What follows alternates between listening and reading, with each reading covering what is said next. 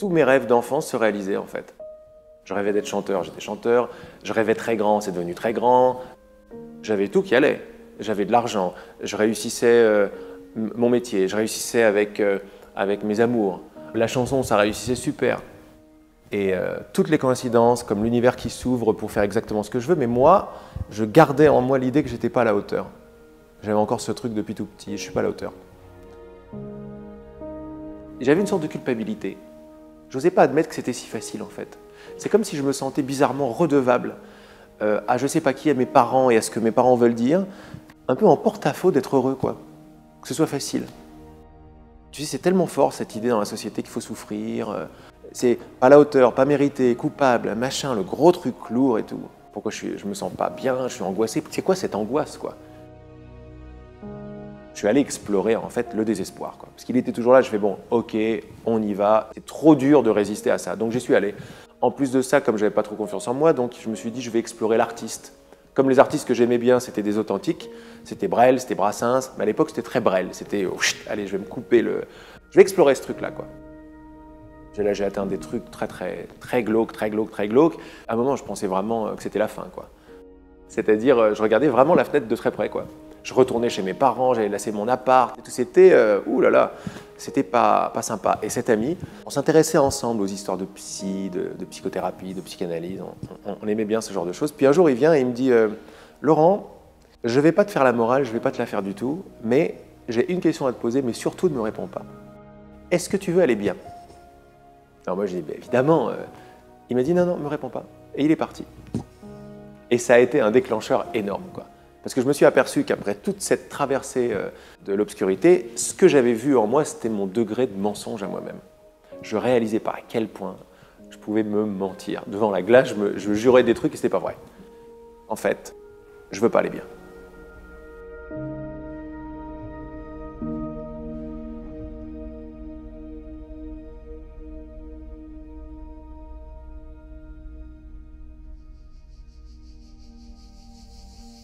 La première réponse, c'est la souffrance que j'avais dans ma vie, liée à me comparer tout le temps. C'est-à-dire que j'étais tout le temps en train de regarder ce que les autres ont que je n'ai pas.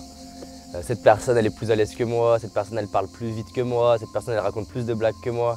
Et donc du coup, j'étais en fait tout le temps frustré de ne pas être assez. J'étais mal dans ma peau, j'étais timide, j'arrivais pas à m'exprimer, j'arrivais pas à oser plein de choses. Et en parallèle de ça, je me disais, mais en fait, ça sert à quoi de vivre? Donc si j'arrive pas à être heureux, si j'arrive pas à faire ce que j'aime, et si j'arrive pas à être en lien avec les autres, et ben en fait, autant me suicider. Au bout d'un moment, je me suis dit, donc si je change rien, rien va changer. Donc c'est soit je me suicide et je le fais vraiment et je vais au bout, soit je change quelque chose. Et si je faisais des petites choses tous les jours, qu'est-ce qui pourrait se passer? Et si j'expérimentais de parler en public, d'aller parler à l'inconnu? Il y a une phrase, moi, qui me parle énormément aujourd'hui, que j'adore transmettre et partager au maximum partout où je passe. C'est en fait, je ne sais pas ce qui est possible ou non, alors je décide d'agir comme si tout est possible. Quand il y a une personne qui me dit, mais je ne sais pas si je vais réussir ce truc-là, je ne sais pas si je peux le faire, je ne sais pas si je suis en capacité de le faire, j'adore lui poser la question, est-ce que tu es à 100% certain que tu ne peux pas y arriver? Et en fait, la réponse, elle est non. C'est vrai, en fait, il y a une petite partie de moi qui croit que c'est possible. D'abord, est-ce que tu es ouvert à la possibilité que ce soit différent? Et là, tu vas t'apercevoir en général non. Quand je vois que je tiens à mon drame, c'est ce que m'a dit mon copain, est-ce que tu veux aller bien? Je lui ai dit oui, mais en fait, je mentais. Je tenais à mon drame. Ça, c'est la plus grande clé, quoi. Je tiens à aller pas bien. Évidemment, par confort. J'aime bien, est-ce que ce soit la faute des autres? C'est mon premier amour que ce soit la faute des autres. Surtout de mes parents. C'est pas de ma faute, quoi. Je fais au mieux, mais c'est pas de ma faute. À un moment, t'en as marre de ce truc-là. Tu dis, il y a peut-être une autre solution. Les bouddhistes disent une chose par rapport à la souffrance, ils disent que ça peut être comme un aiguillon qui nous oblige à sortir la tête hors de l'eau. Et à un moment, une situation peut être tellement insatisfaisante qu'on a deux solutions, soit se laisser écraser par la souffrance, soit essayer justement de s'en extirper. Je me suis fait mettre à la rue. Bon, j'étais relativement jeune, hein, j'avais 19 ans, j'étais technicien en entreprise, je faisais un métier que je détestais, je n'aimais pas du tout. Ma copine venait de me quitter, avec mes parents c'était épouvantable et je venais de perdre mon travail. Je ne savais pas très bien où aller. Derrière moi, j'avais plus d'endroit pour me réfugier. Je me suis fait agresser plusieurs fois dans la rue, je me suis fait voler de l'argent, j'étais en train d'errer dans les rues, j'ai croisé un vieux copain qui lui est en foyer de jeunes travailleurs, il me dit écoute viens avec moi, puis c'est comme ça que je me suis retrouvé en foyer de jeunes travailleurs. Même dans cette situation, j'avais toujours tendance à regarder le bon côté des choses, parce que pour moi une chose négative, ce n'était pas forcément négatif. La vie essaie de me pousser à voir les choses autrement. Bien sûr, c'était pénible, le corps souffre, le mental souffre, mais au-delà de ça, ça me donnait l'opportunité, c'est une façon de me dire, c'est pas par là qu'il faut aller. Il me restait, à l'époque c'était encore des francs, il me restait 50 francs, j'avais pris un billet de train et je suis monté à Paris. Je ne savais pas du tout ce que j'allais faire à Paris, mais mon intuition me disait, va à Paris, et je me suis dit, peut-être qu'il y a des opportunités là-bas. J'ai frappé un peu à toutes les portes parce que je voulais d'abord des réponses. Le moi que nous croyons être, c'est une conscience de soi qui est une image, quoi. Quand on dit je voudrais savoir qu'est-ce qu'il pense de moi, le moi dont on parle, c'est l'image que j'ai de moi, c'est pas moi. En fait, on ne sait pas qui on est. On ne sait pas qu'est-ce qui fait quoi en moi, on ne sait pas. La grande souffrance, c'est qu'on croit qu'on sait. Lâchez vos certitudes, vos richesses, tout le reste, c'est vos certitudes de comment ça marche. Ouvrez-vous à la possibilité que vous ne savez pas comment ça marche. Mais un adulte, sa plus grande peur, c'est de dire « je ne sais pas ». Quand j'annonce « je ne sais pas », je m'ouvre la porte à la connaissance. Alors je me dis « mais à quoi ça sert d'avoir raison, quoi ?» Je m'aperçois que toute ma vie, c'est pour avoir raison. Et avoir raison, c'est ma souffrance. Les croyances sont créatrices de limites. Je le vois tout le temps. Et je suis attentif aux croyances. C'est-à-dire que les gens parlent, ils vont vous dire des réalités. La vie, c'est comme ça, de toute façon. Mais de toute façon, la société, c'est la cata. Ça, c'est une phrase qui ne veut rien dire. Qu'est-ce que c'est que la société d'abord? La société de qui? La société d'où? Quelle société? Le pilier de l'ego, c'est victime. Je suis un petit truc, le grand univers à l'extérieur, je suis petit victime.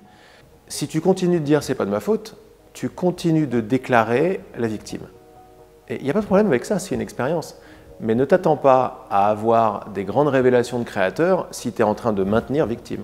Point final. Mais il y aura des gens pour qui ça sera un outrage, ben, qu'est-ce que tu veux?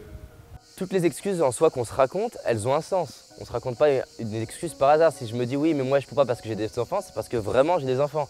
Et on ne va pas se mentir, des enfants, c'est une complexité. La personne se dit oui, mais moi j'ai pas l'argent, on ne va pas se mentir. Ne pas avoir l'argent, c'est une complexité. Là où en revanche c'est faux, c'est de se persuader soi-même que parce que j'ai cette complexité, ça n'est pas possible. Et la question en fait qui casse l'excuse, j'adore poser, c'est est-ce qu'il existe au moins une personne sur cette terre qui, avec les mêmes circonstances que toi, le fait ou peut le faire? Et la réponse est toujours oui. Donc moi, ce que j'aime avec les excuses, c'est de dire, c'est pas qu'elles sont fausses, elles ont un sens, mais elles sont pas vraies non plus. Elles sont ni vraies ni fausses en fait. C'est moi qui choisis de l'histoire que je vais me raconter à moi-même. Il y a une idée qui est très répandue dans le monde, c'est « je crois ce que je vois ». C'est pas « je crois ce que je vois ». Eh bien, je vous invite à retourner l'idée. Je vois ce que je crois. Jouez avec cette idée-là. Et là, vous allez avoir toutes les réponses à toutes ces questions-là. Parce que moi, je n'ai pas des réponses, moi, pour quelqu'un, quoi. J'ai juste joué avec l'idée qu'en fait, j'étais responsable de voir ce que je voyais. Comment? Par la croyance et par ce que je demandais. Je vais vivre ce que je décide de croire. Donc la question que je me suis posée, c'est qu'est-ce qui fait qu'une personne a l'énergie ou pas? Et qu'est-ce qui se passerait si j'expérimentais de gérer mon énergie intérieure? Parce que finalement, si ça ne vient pas de l'extérieur, si ça ne vient pas de mon chef, mais juste de moi, qu'est-ce qui se passerait si je m'entraînais en moi à créer l'énergie? Je suis docteur en médecine, j'ai exercé la médecine pendant 25 ans. La médecine que je qualifierais de médecine de famille. Pendant toutes mes 25 années d'exercice, je me suis toujours spécialisé dans tout ce que je trouvais au niveau médecine, ostéopathie, nutrition, etc.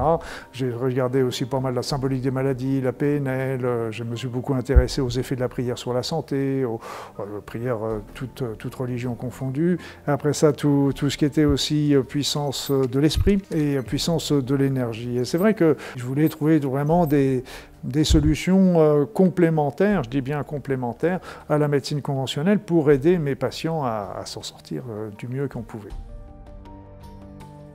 Les physiciens quantiques le disent bien, c'est qu'au départ, on a commencé à s'intéresser à la matière. Et puis on s'est aperçu qu'il y avait des choses qu'on ne comprenait pas très bien, donc on a commencé à creuser, et on s'est aperçu qu'ils sont tombés sur l'énergie. L'énergie va se concentrer, va former des particules. Les particules vont s'associer pour former des atomes, puis des protéines, puis des cellules, puis des êtres humains. Mais aussi, quand on a commencé à voir que l'énergie et la matière, c'était la même chose, en fin de compte, c'était deux aspects différents du même élément, un peu comme peut être la vapeur et l'eau, eh bien à ce moment-là, on s'est aperçu que pour diriger tout ça, il fallait une information. Ça nous a montré que notre pensée agissait sur la matière. Et après ça, il y a eu d'autres travaux qui sont célèbres maintenant de Masaru Emoto, qui nous montraient bien que l'intention, la pensée qu'on envoyait sur un verre d'eau provoquait dans ce verre d'eau des cristallisations qui étaient différentes selon que la pensée était d'amour ou une pensée négative et destructrice. En médecine, tout simplement, on sait très bien que la pensée agit sur notre corps. On sait déjà l'effet placebo. Qu'est-ce que c'est l'effet placebo? C'est l'effet de notre pensée sur le corps, tout simplement. Le patient croit au traitement qui lui est donné, et simplement ça fait 30% de tous les résultats positifs de toutes les médecines. Médecine conventionnelle, médecine naturelle, médecine énergétique, toutes bénéficient de cet effet placebo. Et puis après ça, même la sophrologie, l'hypnose, ils font que passer l'induction, et l'esprit de la personne va agir sur le corps. Comme on met la personne en plein état modifié de conscience, tout ce qu'on lui passe, à ce moment-là, elle le prend tout de suite et elle agit. L'hypnose, elle va vous permettre de sortir d'un comportement routinier. C'est une intention qui est posée et il y a plein de manières d'y aller. Donc c'est souvent une manière de parler, mais ça peut aussi être une manière effectivement de regarder. Les gens, on va leur donner une indication de focaliser leur regard sur quelque chose et déjà l'état de conscience se décale. On déverrouille un peu le système, moi je suis comme ça, moi je stresse, moi je pense comme ça, moi je fais ci, moi je fais ça, moi de toute façon ça sera toujours comme ça, et puis j'ai peur de ci, tous les scénarios mentaux. Et donc on va connecter avec votre inconscient, et votre inconscient c'est mieux que vous, et on va mobiliser ses ressources. Donc en gros en posant une intention dans votre inconscient, pour vous aider à résoudre telle ou telle problématique, ça flexibilise le champ des possibilités autour, et les choses devraient se manifester dans une réalité plus concrète. Je te propose juste d'être attentive à ce qui se passe autour de toi. Comme si chaque bruit, tu sais les bruits de la nature autour, chaque son t'accompagne vers un état différent. Si à un moment donné tu poses une intention quelque part, et instant après instant, respiration après respiration, c'est comme si cet état peut s'approfondir de plus en plus, de mieux en mieux, accompagné avec tout ce qui serait intéressant pour toi de vivre maintenant.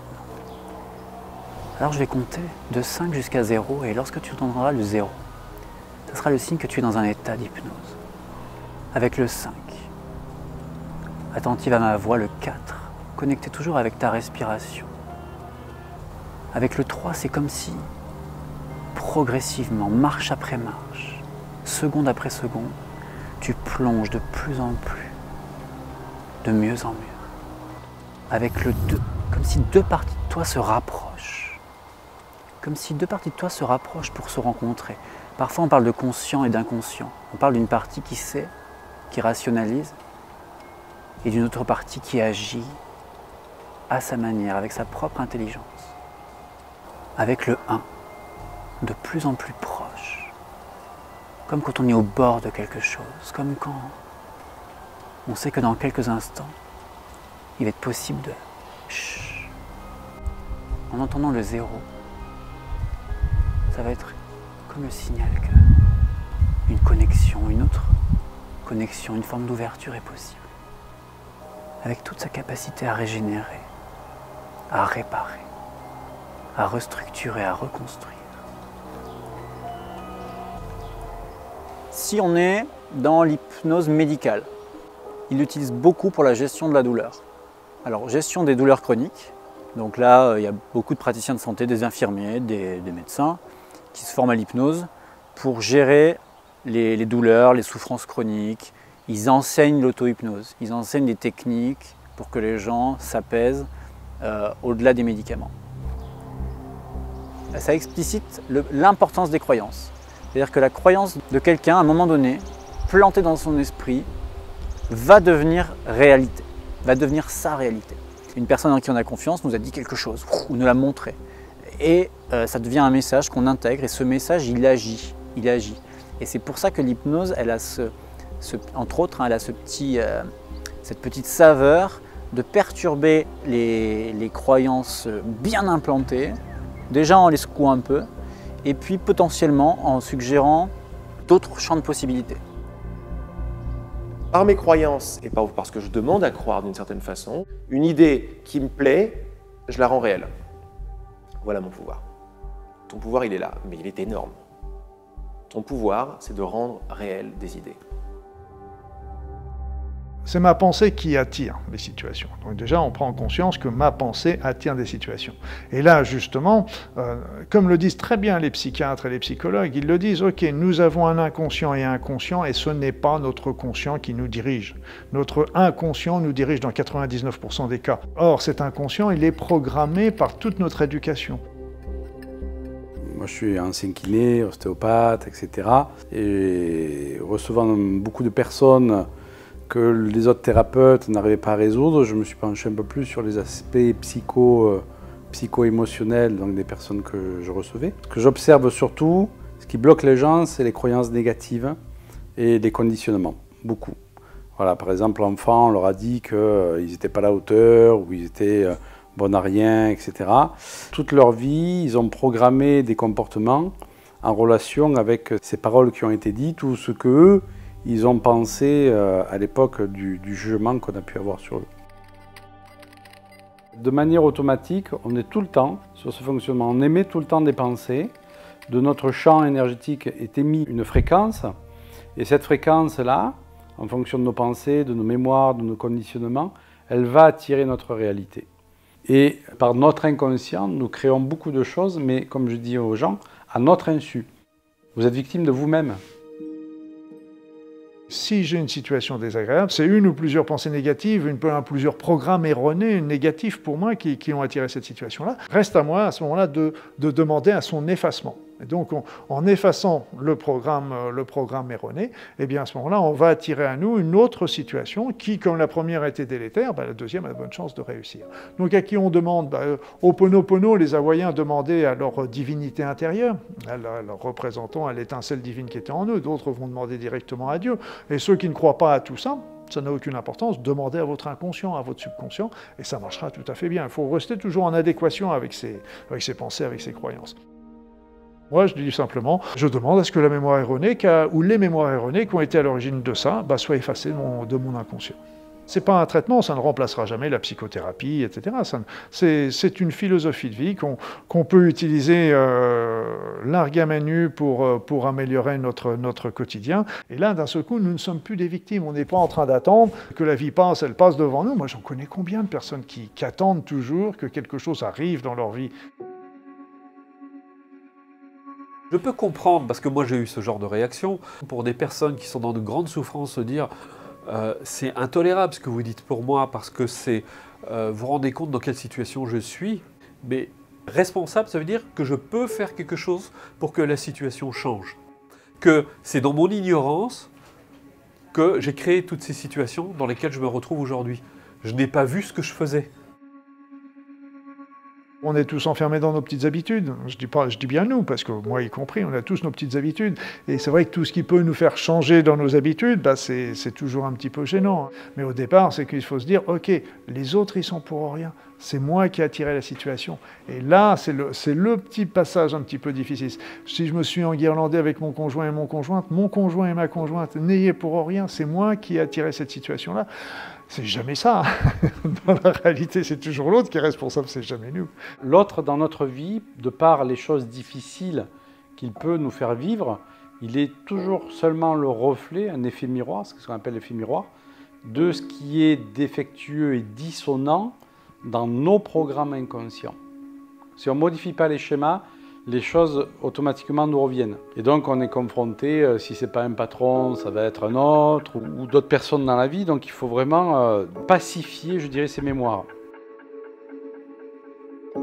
Je crois que le but de tout thérapeute, c'est de reconnecter la personne au fait qu'elle n'est pas impuissante. Si on est victime, on est impuissant. Si on est impuissant, on n'a pas de pouvoir. Si on n'a pas de pouvoir, on subit les choses. Donc c'est reconnecter la personne à son potentiel, à sa puissance. C'est ça, devenir conscient. Hein. C'est ok, mes parents avaient cette mémoire-là, ben voilà, je vais en devenir conscient, je vais travailler cette mémoire, je vais monter ma vibration au-dessus de cette mémoire pour plus qu'elle puisse s'exprimer dans ma vie.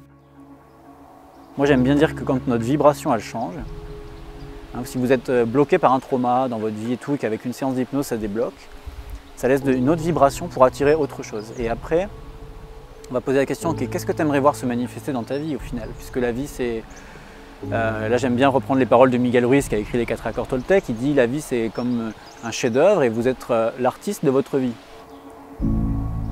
On ne naît pas tous avec les mêmes prédispositions génétiques, familiales, environnementales. Mais ce n'est pas parce qu'on n'a pas été super bien servi au départ qu'on va se débrouiller moins bien qu'un autre.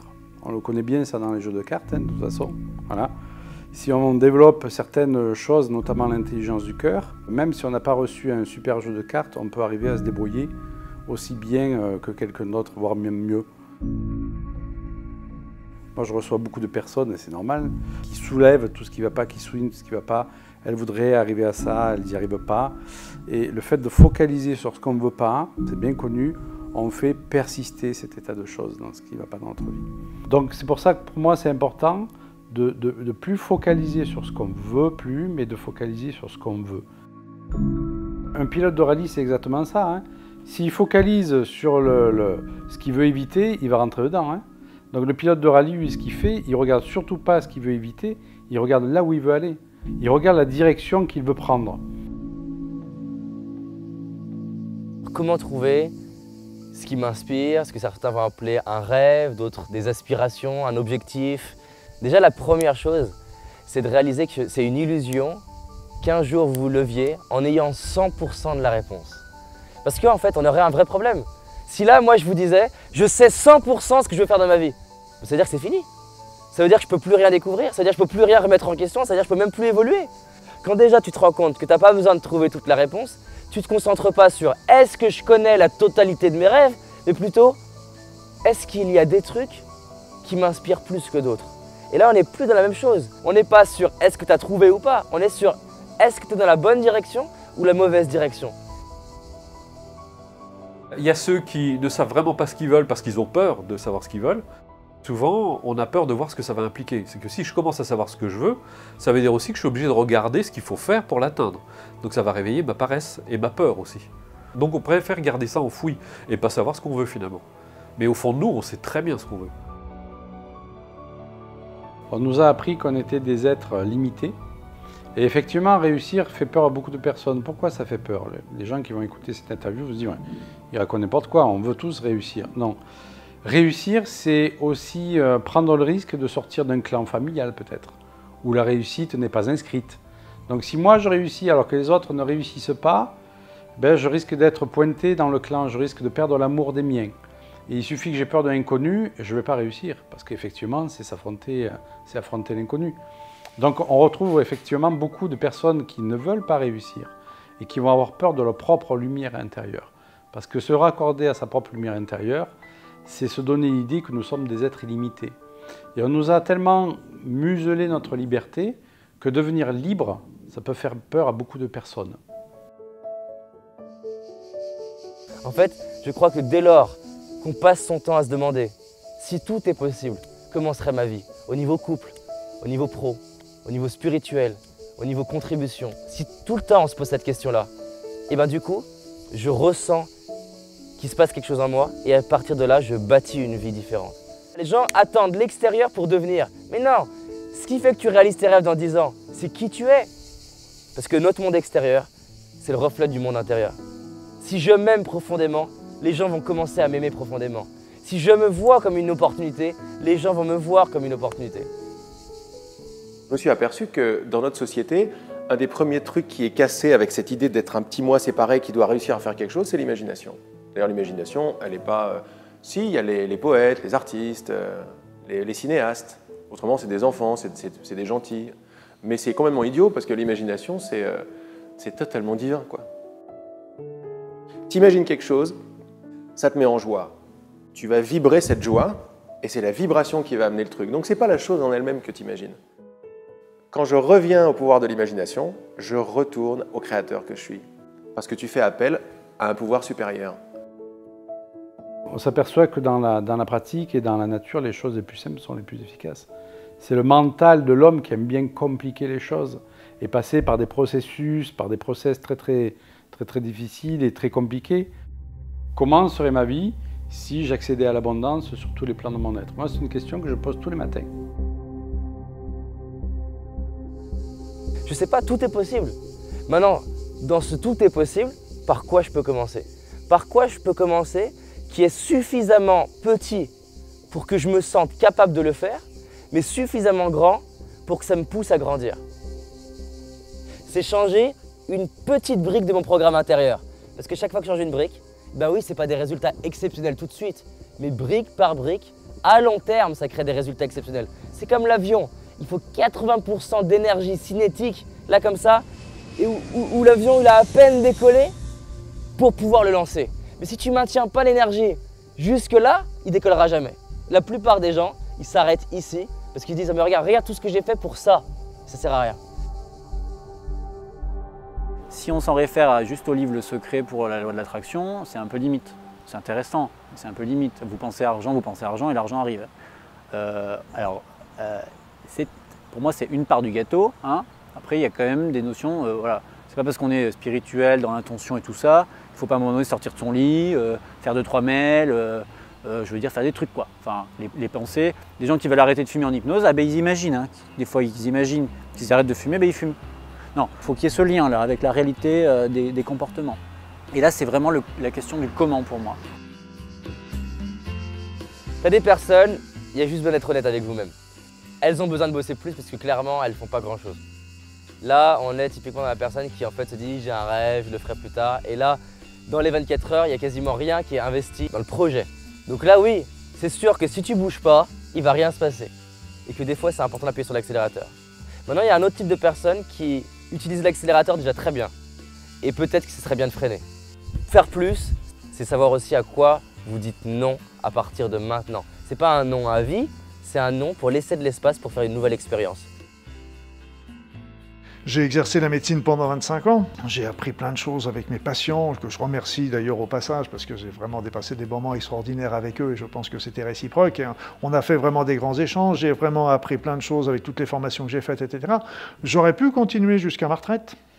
Parce que là, j'avais mon travail qui tournait bien, ça marchait bien, j'avais aucun souci. Tous mes patients étaient contents, j'étais conscient avec eux, etc. Mais à un moment, j'ai senti qu'il y avait que j'étais plus en adéquation avec mes pensées, qu'il fallait que j'évolue, que je passe à autre chose, etc. Alors évidemment, il y a toujours le fait d'arrêter pour passer à autre chose. Mais bon, ce que je veux surtout, c'est pas arriver le jour de ma mort en me disant « Ah, si j'avais su, j'aurais pu faire ceci. Ah, je regrette de ne pas avoir fait cela. » Dans le fond, je ne sais pas ce qui est possible ou non.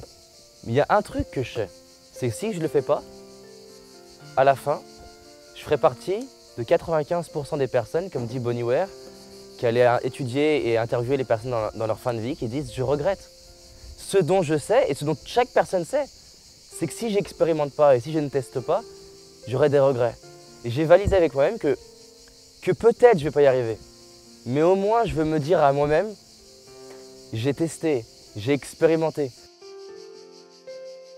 Il n'y a qu'une seule peur, fondamentalement, c'est la peur de l'inconnu. Et souvent, la plus grande inconnue, c'est justement nous-mêmes. On ne se connaît pas. Les gens pensent que se connaître, c'est s'analyser, c'est lire plein de livres sur la connaissance. C'est pas du tout ça. Se connaître, c'est s'explorer. C'est se regarder, c'est commencer à regarder ses propres processus, comment ça fonctionne, c'est faire l'expérience de l'être. Ça se résume aussi autrement, l'adresse commence par la maladresse. Regardez, vous apprenez une langue étrangère, vous balbutiez, ce sont des échecs d'une certaine manière. Mais ils sont indispensables puisque je ne maîtrise pas encore. Donc petit à petit, je vais me parfaire et je vais arriver à parler parfaitement couramment anglais. En passe à l'action, qu'est-ce qui se passe?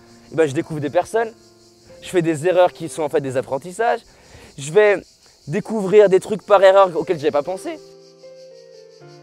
Ça me pousse à m'aimer. Ça me pousse à croire en moi.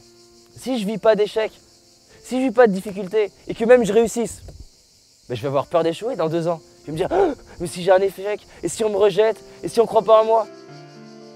J'aime bien les Américains sur certains aspects, il n'y a pas tout dans tout, mais ce que j'aime bien les Américains, c'est qu'ils respectent toujours les gens qui ont essayé de créer quelque chose.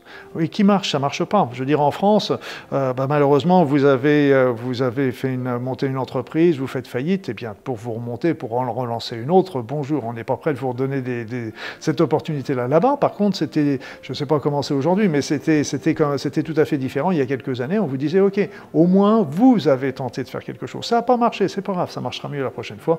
OK, on va vous aider pour faire la deuxième fois. Peut-être que je vais faire faillite. Je le vivrai mal. Mais je ne vais pas le vivre mal indéfiniment. Il y a bien un jour où je vais me relever. Et ce que j'aime là-dedans, c'est que bon, après mon étape de souffrance, je vais me dire, bon, OK, et qu'est-ce que je fais d'autre? Et je vais pouvoir recommencer à partir de qui je suis devenu. Le problème n'est pas de tomber, l'important c'est de se relever. On dit d'ailleurs ça au ski également, ceux qui tombent jamais au ski, c'est ceux qui ne progressent pas. Parce qu'il faut toujours tomber, parce que la chute va toujours nous apprendre d'aller un peu plus loin. Et je sais que c'était un rigolo, parce que j'avais développé une philosophie quand j'étais gamin, c'est que dans toute situation que je vis, il y a toujours quelque chose de positif. Donc à moi de trouver le côté positif de la situation. Même toutes les situations qu'on peut vivre d'injustice, de souffrance, de séparation, etc. Je disais, OK, il y a toujours quelque chose de bon en moi. Regardez avec du recul le nombre de situations où on a souffert, qui ont été difficiles à vivre, qu'on peut mettre même du temps, mais on s'aperçoit toujours qu'en fin de compte, ça nous a porté, ça nous a amené sur un chemin qu'on n'aurait pas pris autrement, et qui est un chemin justement qui est très positif pour nous. Comment est-ce que vous vous sentiriez avec l'idée, la certitude que tout ce qui se passe est parfait? Genre, c'est pour mon plus grand bien à chaque fois. Et pour le bien de tous à chaque fois. Joue avec cette idée.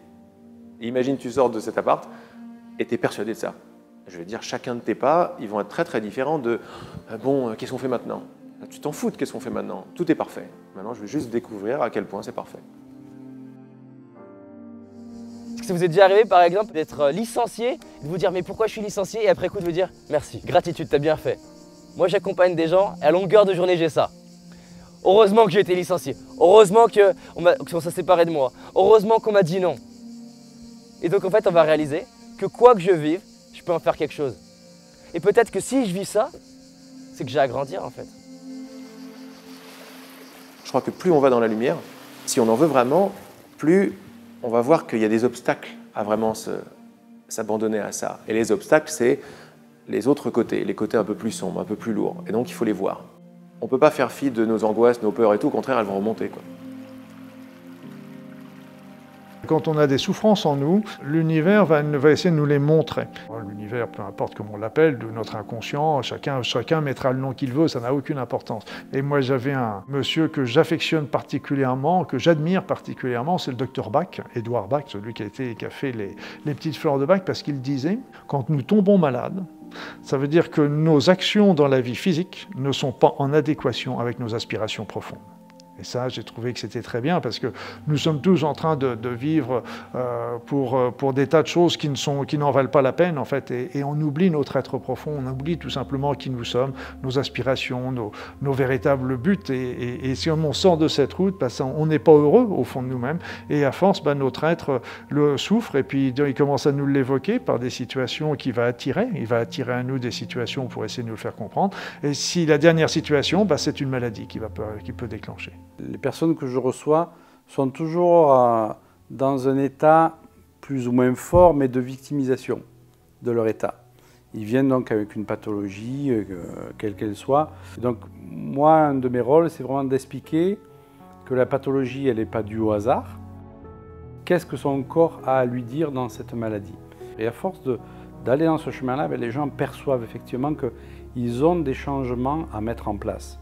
Parce qu'on ne traite pas uniquement une maladie avec des médicaments. Ça, c'est une partie de la thérapie, c'est une partie. On n'est pas là pour dire aux gens d'arrêter leurs médicaments, d'arrêter leur traitement, mais de les accompagner dans la compréhension plus profonde du message de la maladie.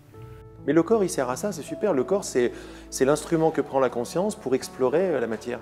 Parce que mon corps répond à mes idées. Si j'ai l'idée d'être un contrôlant de ma vie, mon corps, il va être comme ça. Parce que j'ai intérêt à bien faire, quoi. Et j'ai une grosse responsabilité. J'accepte. Parce que déjà, quand j'accepte, j'envoie une vibration d'acceptation. C'est déjà dans la famille de l'amour, l'acceptation. Et mon univers commence à changer comme ça. On dit dans la méditation, il ne faut surtout pas essayer d'éliminer les pensées, il faut leur donner plus d'espace. C'est comme si vous avez un cheval sauvage, si vous le contraignez, vous l'enfermez dans un box par exemple, il va tout casser.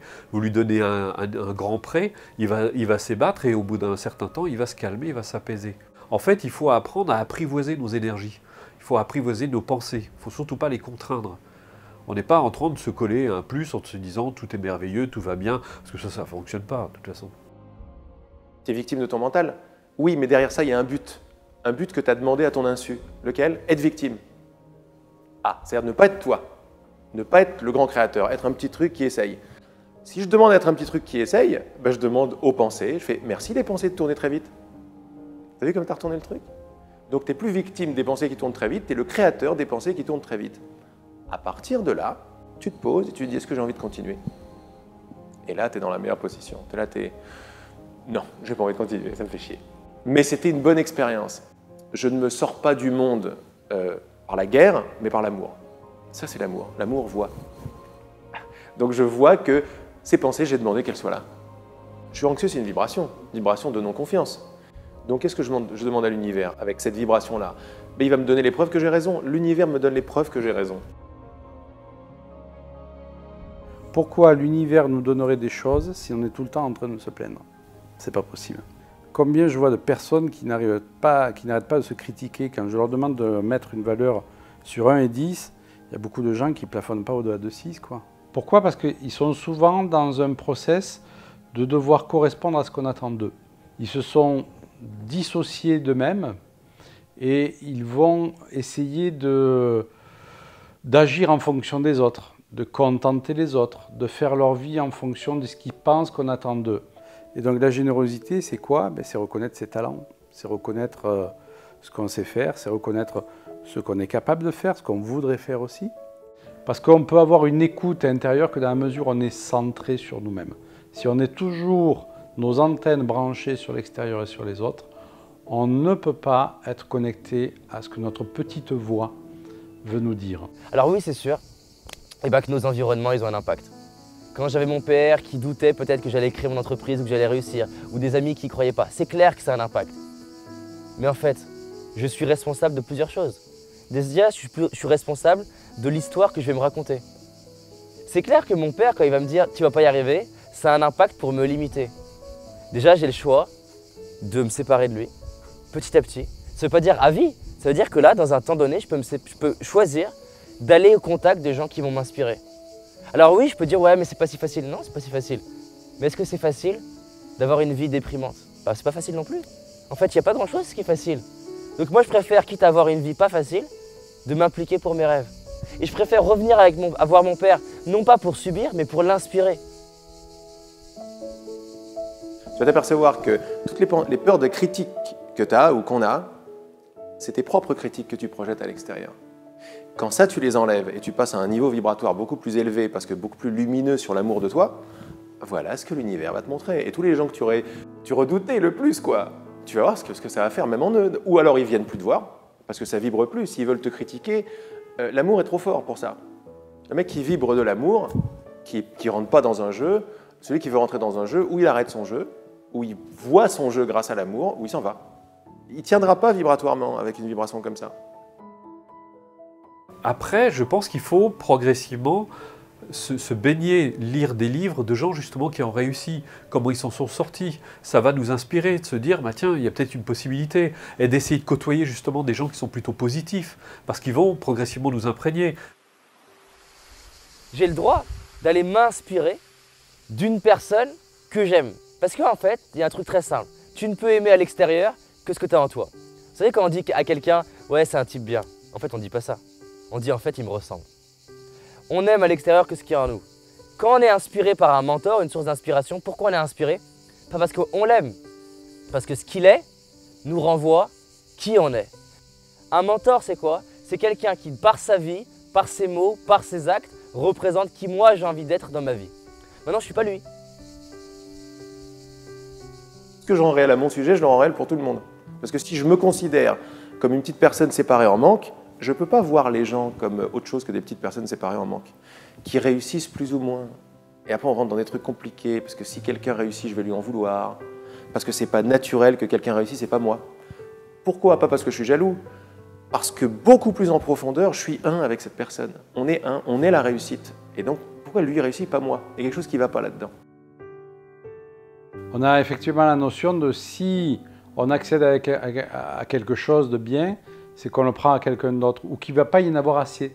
Non, et c'est pas ça du tout. En fait, la vie, l'univers peut créer en abondance et il peut y avoir pour tout le monde. La question la plus importante après tout ça, c'est qu'est-ce que je veux vraiment? Je fais la loi d'attraction et j'ai compris comment ça marchait pour m'attirer un bon compte en banque et voilà. Et une super petite copine. En fait, pourquoi ça ne marche pas? Qu'est-ce que je veux dans une relation? Le sentiment, c'est quoi? C'est je me sens bien. Je me sens bien, c'est ce que ça veut dire. Je me sens complet, j'ai un sentiment de complétude. C'est pour ce sentiment-là que je veux le couple. Ah là, déjà, on est dans une autre position. En fait, c'est pas le couple que je veux, c'est ce sentiment que je veux. Mais là, déjà, c'est une autre histoire, quand j'ai compris que ça venait de là. Pourquoi est-ce que je veux une belle voiture? Parce que c'est classe, parce que ça veut dire que j'ai réussi. Nanana. Ok, il n'y a pas de problème avec réussir. Mais qu'est-ce que ça veut dire, point de vue sentiment? Ça va te faire sentir quoi? Un contentement, une fierté. Ok, mais une fierté, ça veut dire quoi? Ça veut dire une complétude. Ça veut dire je m'aime. Et donc c'est pour ça que je veux une belle voiture. Pour ça que je veux des chocolats. Pour remplir un vide. Quand je m'aperçois que c'est ça, et quand je fais fi d'honnêteté, je sais pourquoi je fais les choses. Je suis honnête avec moi-même. Et j'arrête de demander au monde de remplir un vide. C'est pas magnifique de voir ça? C'est-à-dire que depuis toujours, le bonheur, il était là, mais je me suis déclaré comme coupé du bonheur. Maintenant, je vais le chercher à l'extérieur. Et à certains moments, je vais le trouver. La belle voiture, la belle relation, etc. Mais je sais en moi que c'est pas complet. Un coup de feu et ça s'en va. Un accident, ma femme meurt. Moi, mon corps, il faut que je l'assure. Je sais que c'est pas tranquille. Ça, c'est des questions super sur lesquelles il faut rester entre soi et soi. Parce que ça veut dire qu'on croit qu'on n'a pas les réponses, mais s'il y a un message que je donne, c'est qu'on a les réponses, on a toutes les réponses. Il y a beaucoup de lumière derrière quand on veut bien remettre en cause pourquoi ça ne marche pas. Mais il faut descendre derrière, on passe par des trucs un petit peu durs, c'est vrai. Mais passer par des trucs un petit peu durs, ça nous fait arriver à des trucs beaucoup plus lumineux à l'intérieur sur qui on est. C'est-à-dire que le bonheur est en moi, la connaissance est en moi, la richesse est en moi, l'abondance, c'est ce que je suis. Donc c'est quoi la meilleure formule maintenant pour attirer les choses à toi? Ne pas en avoir besoin. On le sait tous. Mais pourquoi ne pas en avoir besoin? Parce que quand j'en ai pas besoin, qu'est-ce que je vibre comme vibration? La complétude, sans besoin de rien. Et comme l'univers m'amène ce que je demande vibratoirement, il va m'amener que des trucs qui vibrent avec ma vibration. Ma vibration est une vibration de complétude, donc je vais avoir la voiture que je veux. Pourquoi? Parce que je m'en fous de la voiture. Parce que je sais que ce n'était pas la voiture qui m'apportait le bonheur, c'était le truc et je l'ai trouvé en moi. Et te rappelant que c'est toi qui te crée, ça y est, tu commences déjà à vibrer le bonheur que tu es, parce que le bonheur que tu es, il est créateur. Quand j'arrête d'être victime, et je vois que c'est moi qui me fais les expériences de victime, ça y est, j'ai trouvé le bonheur. Quand mon pote m'a dit « Est-ce que tu veux aller bien ?», c'était la clé pour moi pour trouver le bonheur. J'ai eu un sourire en pleine dépression, parce que j'ai vu tout le truc. J'ai vu qu'en fait, non, c'est moi qui crée l'expérience du désespoir. En voyant ça, j'ai eu le sourire. Pourquoi? Parce que si c'est moi qui le crée, donc je suis le bonheur. Il y a quelque chose en moi qui est libre. C'est moi qui crée l'emprisonnement, donc je suis libre. Les gens ils pensent que la liberté, c'est à l'extérieur. Pour moi, la liberté, c'est la liberté de Mandela. La liberté de Mandela, c'est d'être dans une cellule et de se sentir libre. Pour moi, être libre, c'est pas être victime de mon entreprise. L'argent, c'est pareil. J'ai pas envie de croire qu'il me faut de l'argent pour être heureux. J'ai envie de me dire que sans argent, je suis heureux. Maintenant, on va pas se mentir. Avec plus d'argent, je peux contribuer au monde. Je peux permettre de faire plus de vidéos. Je peux permettre de déléguer des choses. Je peux permettre de prendre soin de mon corps, plus. Mais j'ai pas envie d'être le bourreau de mes rêves. Mes rêves, ils sont là pour m'inspirer à avancer maintenant. Et c'est ça pour moi, me sentir libre. Je dis pas que c'est facile, je dis pas que j'y arrive tous les jours, mais tous les jours, j'y arrive un peu plus. On se rend compte qu'on a cherché le bonheur à l'extérieur, on se rend compte que quoi qu'on puisse acquérir, on n'obtient pas ce que l'on désire. Et le bonheur n'est pas lié à nos acquisitions, c'est pas parce qu'on a plus, c'est pas parce que j'ai plus d'argent, c'est pas parce que j'ai plus de ceci, plus de cela, que je vais être plus heureux, c'est parce que j'ai l'état d'esprit. Dire il faut couper les désirs et couper les objets, aller dans une grotte, ça a marché, mais c'est une conclusion très hâtive et mentale, et donc pas assez profonde, des lois vibratoires. Il n'y a pas de problème avec le désir, il faut juste voir d'où il vient et qu'est-ce que je demande et comment je le demande. Et après, tu peux t'amuser avec tous les jouets. Mais quand tu sais que c'est des jouets, c'est sympa. C'est déjà plus mon bonheur dépend de ça, non, c'est terminé. Et après, ça ne devient pas genre je ne vais pas vers quelqu'un ou vers l'univers pour essayer de l'agripper en manque, parce que c'est ça que je fais dans mes relations d'amour en fait. Je manipule pour essayer de lui demander un truc. Donc je demande à quelqu'un de remplir un vide que moi j'arrive pas à remplir. C'est pas de l'amour ça, c'est du marchandage.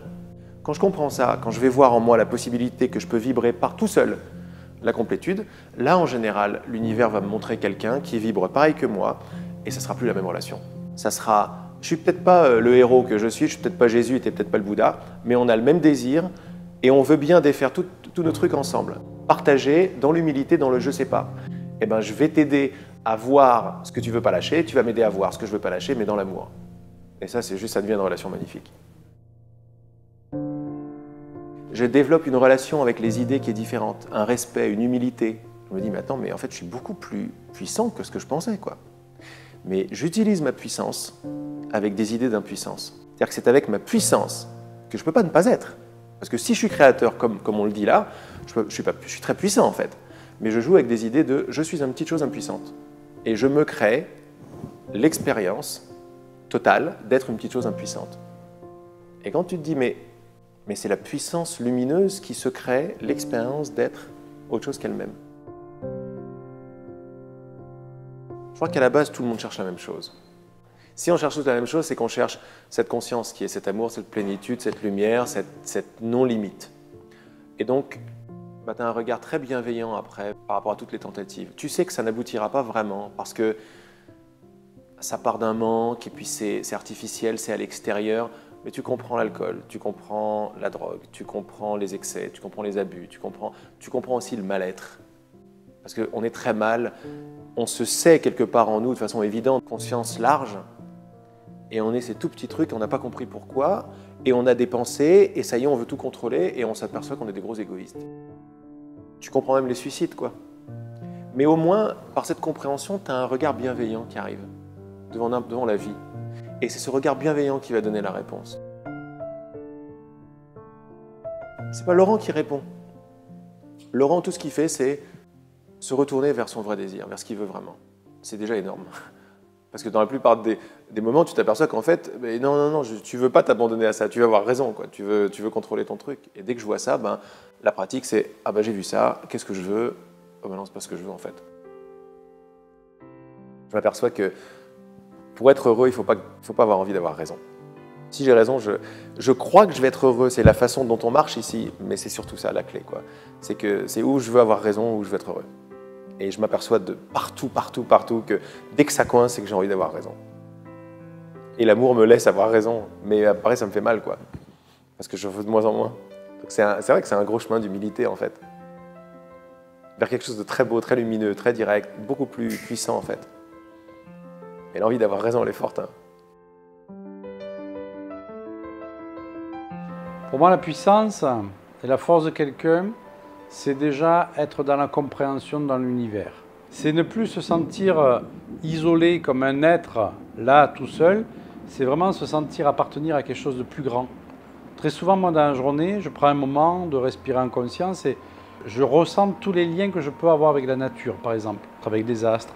Et se mettre de temps à autre dans la journée dans cette notion-là, ça demande une minute, hein, dans cette condition-là, fait qu'on va se sentir tout de suite investi d'une autre puissance. On fait partie d'un grand tout, il faut se sentir unifié à ce grand tout. Et là, on se sent fort et puissant. La force et la puissance, ce n'est pas exercer son petit pouvoir de chef sur les autres dans une entreprise ou dans le couple. C'est pas ça la force et la puissance, ça c'est de l'ego. La force et la puissance, c'est vraiment autre chose. Et ça passe par quoi? Ça passe par le cœur. Ça passe automatiquement par le cœur. Alors, rejoins une pratique qui s'appelle la pratique de la pleine conscience. Ouvrir ses yeux, son intuition, connecter avec ce qu'il ressent. Et toutes les informations sont là. Et ensuite, la vie, elle donne des informations. Elle ne vous envoie pas des fax avec tous les grands 1, ne pas faire ça, grand 2, faire ça.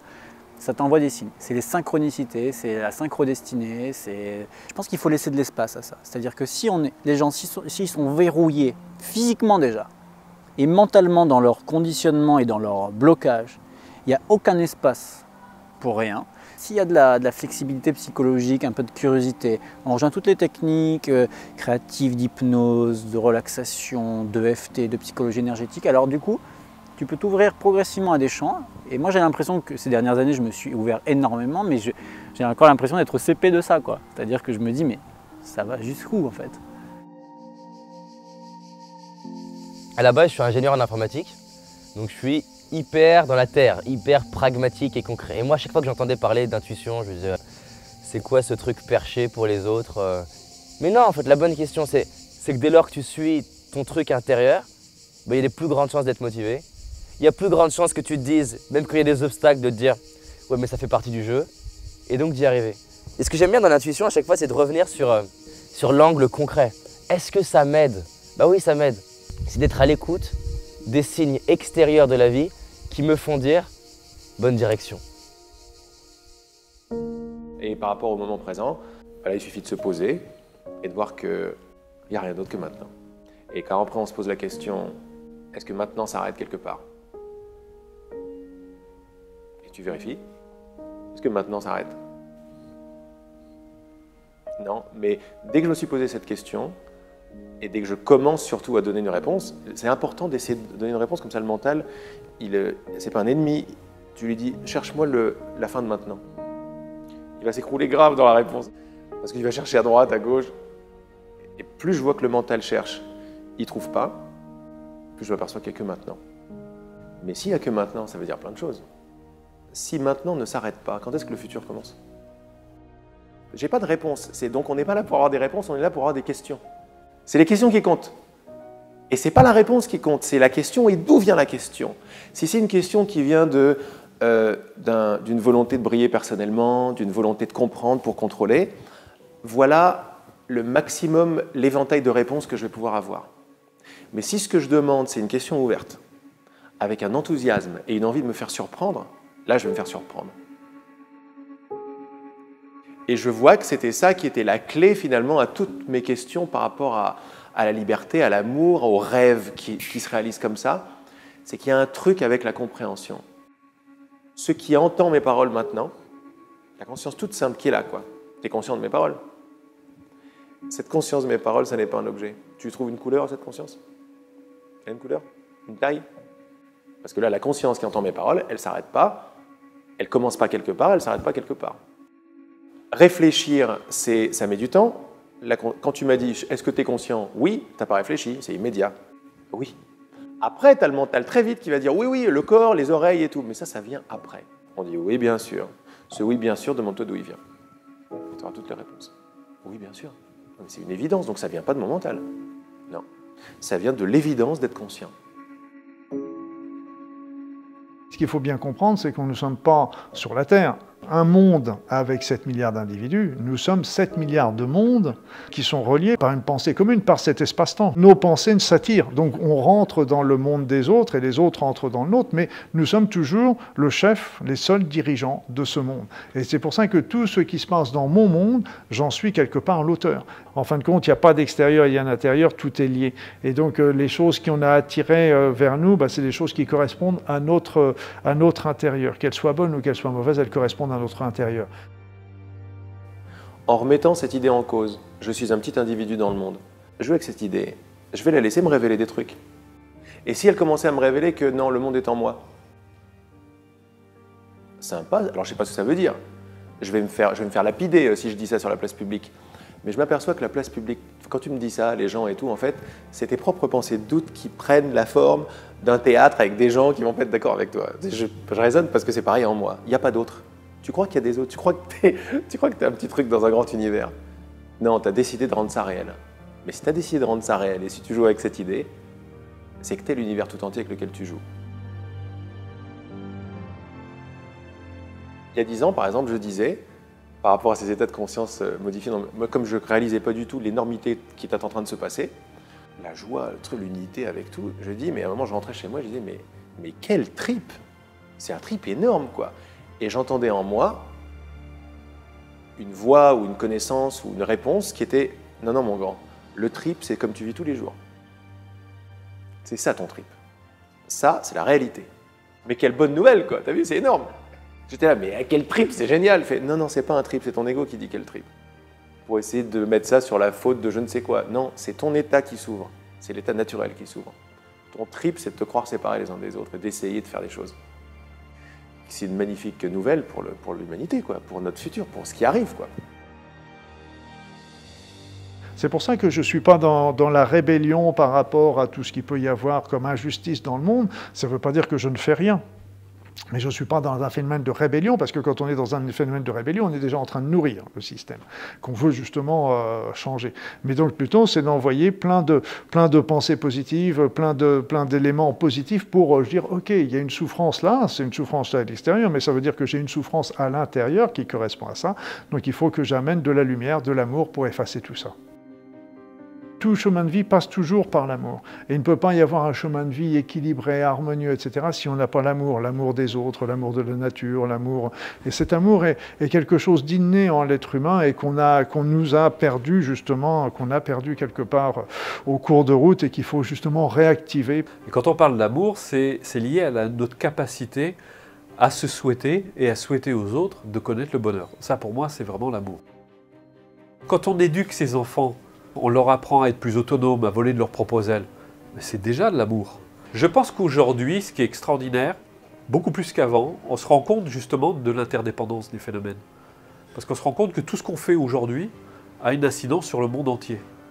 C'est-à-dire qu'on a tous participé au déséquilibre de la planète, à la pollution, on n'a qu'un respect pour la nature, mais on a ces images qu'on n'avait pas avant. Avant, elles étaient cachées. Aujourd'hui, on les voit. Si on ne les voit pas à la télé, on les voit sur Internet. On voit des choses assez abominables. Et il y a des gens qui sont vraiment sensibles à ça, qui se disent « il faut arrêter, je ne peux pas être heureux en voyant ça ».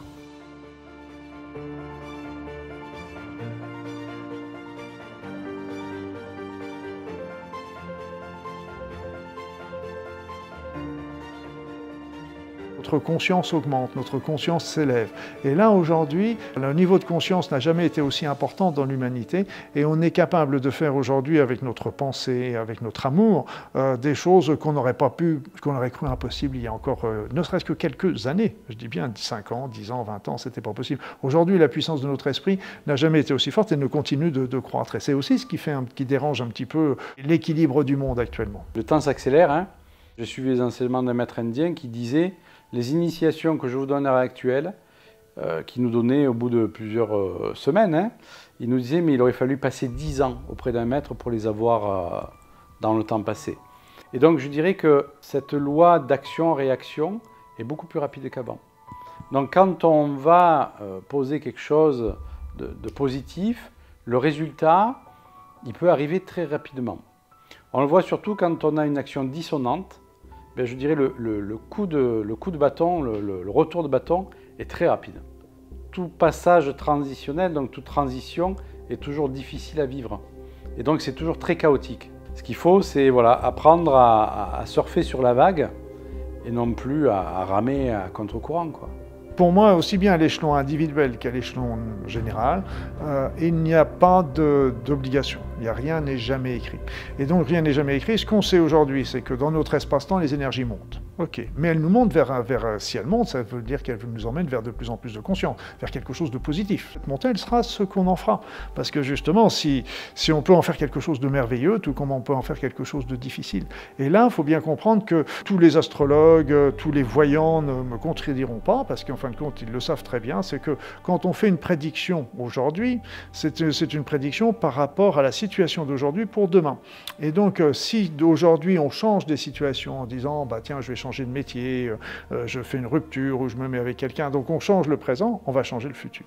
Et là, les anciens travaillaient beaucoup avec les voyants, mais c'était pas pour se dire, ah là là, mon Dieu, ça va être malheureux parce qu'il va y avoir des choses tristes qui vont arriver. Non, non, s'il y avait des choses positives qui étaient annoncées, ben, ils faisaient tout pour que ça se déclenche. Si c'était des choses négatives, ils faisaient tout pour que ça change. Donc rien n'est jamais écrit. Et donc là encore, l'avenir, elle sera ce qu'on en fera. Je suis responsable de ma vie, je suis responsable de mes émotions et je vais aller brique par brique changer mon système de pensée. J'ai pas fini, t'as pas fini, personne n'a fini. C'est la même information, revue et revue et revue sous des angles différents qui permettent de l'intégrer à un niveau plus corporel et d'en faire une norme et un fonctionnement. La clé, c'est pas de connaître les clés. La clé, c'est de s'entraîner à les intégrer dans sa vie par ses actions. Et comme dit Gandhi, incarne le changement que tu veux voir dans le monde, incarne le changement que tu veux voir chez tes enfants, tes amis, tes parents, les gens que tu aimes, brique par brique.